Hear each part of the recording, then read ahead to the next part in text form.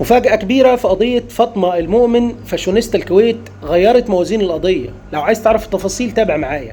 خلال الأيام اللي فاتت ناس كتيرة بتسأل عن واقعة فاطمة المؤمن اللي حصلت في دولة الكويت وتسببت في وفاة 3 شباب وواحد رابع بين الحياة والموت. الفاشونيستا الكويتية فاطمة المؤمن كانت بتقود السيارة بتاعتها وخبطت سيارة الضحايا وتم إلقاء القبض عليها من قبل الداخلية الكويتية، وتم حبسها 10 أيام على ذمة التحقيقات ووجهوا لها 10 تهم. امبارح تم رفض الإفراج الشرطي عن فاطمة المؤمن وتجدد حبسها لحين نظر محاكمتها.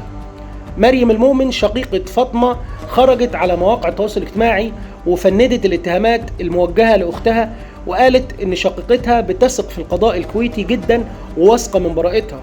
مريم المؤمن وجهت العزاء لأسر الضحايا وتمنت ليهم الرحمة، وقالت إن هم في مكان أفضل من المكان اللي موجودين فيه دلوقتي.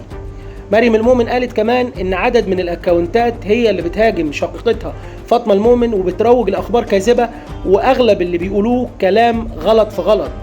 مريم المؤمن قالت إن شقيقتها خضعت لتحاليل علشان يثبتوا هل هي كانت تحت تأثير مواد مخدرة أو مسكرة أثناء ارتكاب الواقعة، لكن التحاليل كلها طلعت سلبية وأختها لم تتعاطى أي مواد مخدرة أو أي مواد مسكرة.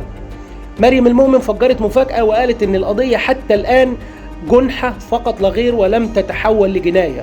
خلال الأيام اللي جاية هتحصل تفاصيل أكتر في الواقعة، تابع معايا عشان نقول لكم كل جديد. شكرا.